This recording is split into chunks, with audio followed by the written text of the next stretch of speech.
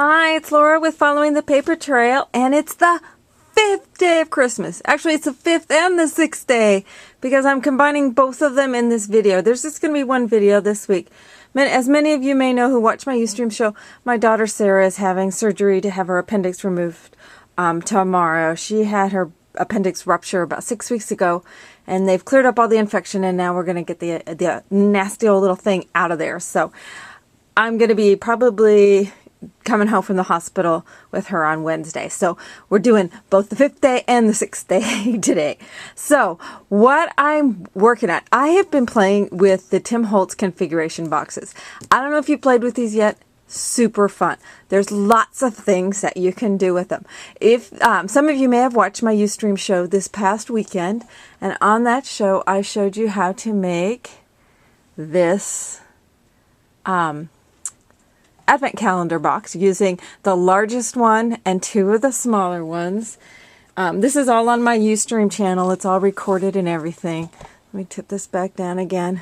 And with these little, let's pull a different one, the 16 one. And then each little box has a little vignette of something in each little box. So you can see my video with that. Then the next day, I showed how to take and think outside of the box, and I made this fairy wall hanging. It's got some charms hanging down off of it. I made this fairy wall hanging unit where I took all the little boxes from inside the big box and moved them out of the box, you know, because I'm not real big on being inside the box. That gave me a big area here to highlight some of the new Graphic 45 Once Upon a Springtime paper, which is so pretty. I also have these super cute little fairies that I got from one of my friends who lives on Isle of Man in the UK, and she sent me these little fairies. They are so sweet and so precious. We had so much fun. Again, you can go to my Ustream from this past Saturday and check out how I did that. So now I kept playing with these boxes, and because these boxes they have the little boxes on the inside, and then the boxes all have a lid, and it's got a piece of acrylic inside so that when you can open the lid and then the little boxes fit in it, you can configure them all sorts of ways, though he gives you some suggestions. Of course, Tim does that.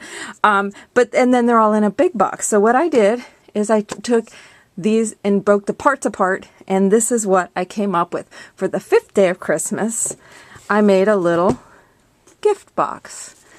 And this is using this same size, this small size, to where I took out all the little boxes from inside, and this would be great for giving a gift or some candy or some cookies, that sort of thing. So you can see here this is the clear acrylic, and then I just took some of this cool rose ribbon and ran it around the outside.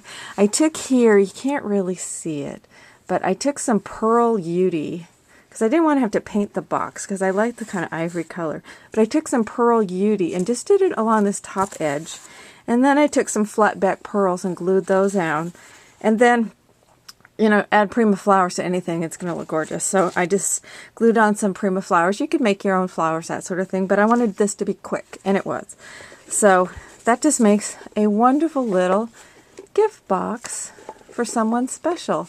Quick, fast, easy. You could also do this with those little tins, you know, that you can get the Prima flowers in, their little tins.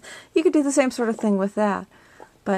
So that's the 5th day of Christmas, taking a Tim Holtz configuration box and turning it into the gift box.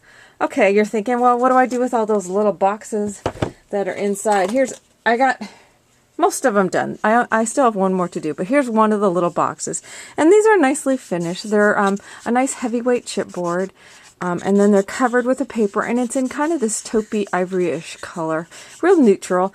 Great color for doing most anything. What I did on my advent calendar, I painted them. Took a while. When I did the fairy boxes, all I did is I took a dauber in gold and just did this front edge right here and just daubered it. And it gives the effect that it's got more color on it than it does. And then many times what I do in the back is I'll cover that with paper. But let me show you what I did with these. I made ornaments out of the little boxes. So for the 6th day of Christmas, I made some little boxed ornaments. So with this one, I just took some glittered leaves and some glittered little styrofoam berries, and then some little candy little mini ornaments, and then I just took some really pretty wired ribbon and wrapped it around the whole box, and that way it gave me something to hang the hook from. But it just makes a really cute little ornament to hang on your tree. Again, I daubered the edge with gold. See, for the next one, I went kind of Tim Holtz crazy too. I used some of the Tim Holtz numerals. They're metal, and then I just took some alcohol ink and inked I think it's red pepper, ink them, and then I took the pearl white acrylic dauber and just daubered a little so that it was like frost or snow on there. I covered the holes with some bling. Here's a little acrylic snowflake that's sparkly with a paper punched one and another one on the front, and then there's a little ornament, a little snowman ornament. I got a little bit of glitter down in there, and then it's got a jingle bell on the bottom. Again, just wrapped a ribbon around it. Makes it a nice, easy way to hook a hook onto it. You don't have to think in advance, oh, I got to punch some holes in it. But made a another cute little ornament. Next one, I took the square box and I painted the box metallic. I was having a good old time. I daubered it with some silver, and then I took heirloom gold of the new mist stuff, you know, the Perfect Pearls mist, in the heirloom gold, and I sprayed. I'm loving that stuff. It dries really quick, and it just made it kind of this antique brassish, silverish color. And then I took some of the acrylic, just inexpensive, super cheap acrylic, sparkly snowflakes that you can get. Popped a little Prima flower front and back. These are some of the Tim Holtz little dangly things he's got now. And then a little piece. Oh, here what I did is before I glued this all together, I took my crocodile and I punched some holes on each side. You can see, whoops, you can see a hole on each side so that I can run a ribbon through there. So I tied a bow, and that gave me something to hang a hook from. But it made a kind of a more dimensional type of snowflake ornament with the flower on it, kind of in that plum color. I thought that came out really pretty. I was pleased with that. And then lastly, just because, you know, the steampunk stuff, I had to make a little steampunk ornament. So this has got a little, my lighting is awful tonight. That's why I usually do this in the daytime. It's got a little poinsettia in the back. So then I took, it seemed to have been a Tim Holtz. I spent the evening with Tim, I guess. It's got some Tim Holtz, the little spinner, some of his little corners, the gears. This gear actually has some little watch part pieces glued onto this 7 Gypsies key. Here's some of the Graphic 45 paper I used on the outside, and then also some of the butterflies from their Steampunk Debutante collection. And then this one has a piece of chain hooked onto the ribbon. I tied the ribbon on this one down on the bottom, so this hangs from this chain. So I've got that little steampunk ornament. So it's fun to make just these little tiny little shadow box ornaments. So you take the boxes from inside the configurations, the outer box, turn it into a gift box for your 5th day of Christmas, and then for your 6th day of Christmas, you turn all the little tiny boxes into tiny little shadow box ornaments.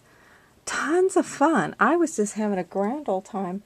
If I didn't have to go to bed to get up at 4 o'clock in the morning to take Sarah, because we have to leave by 5 to get down to the hospital, I'd have kept going. But I need to get to bed. So anyway, have a wonderful rest of the week. I'm sorry I'm not going to have a video up on Wednesday, so that's why I kind of did a double whammy for today. So, but I'll keep everybody posted on my blog as to how Sarah's surgery is going. We're anticipating full steam ahead, no problems. And I want to thank all of you who have sent your well wishes and your prayers. Every one of them is heard. Every one of them is appreciated. And I really thank all of you for thinking so much about my kids. And so anyway, there's the 5th and the 6th day of Christmas. I'll be back again on Ustream this coming up Friday. So I look forward to seeing that. That is barring no complications with Sarah's surgery. but I fully anticipate to be there. So we'll see you then, and thanks a bunch.